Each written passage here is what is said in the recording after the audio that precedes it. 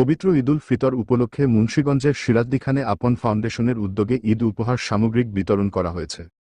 বুধবার 18 মার্চ বিকেল 3:30টার দিকে উপজেলার উত্তর মধ্যপাড়ায় আপন ফাউন্ডেশনের কার্যালয়ে থেকে 150টি পরিবারের মাঝে ঈদ উপহার সামগ্রিক বিতরণ করা হয়।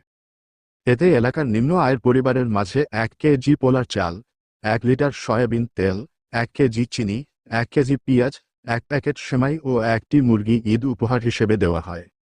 এ সময় উপস্থিত থেকে খাদ্য সামগ্রী বিতরণ করেন আপন ফাউন্ডেশনের সহ সভাপতি রফিকুল ইসলাম তালুকদার, কোষাধ্যক্ষ আলামিন মোল্লা, ইব্রাহিম তালুকদার, সহধর্ম বিষয়ক সম্পাদক মিন্টু শেখ, সদস্য শফিউল্লাহ শেখ, রবিন মোল্লা।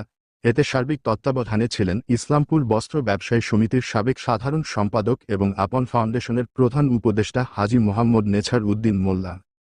ঈদ উপলক্ষে এই উপহার পেয়ে হতদরিদ্র ও নিম্ন আয়ের মানুষেরা খুশি এবং আনন্দে বাড়ি ফিরেন।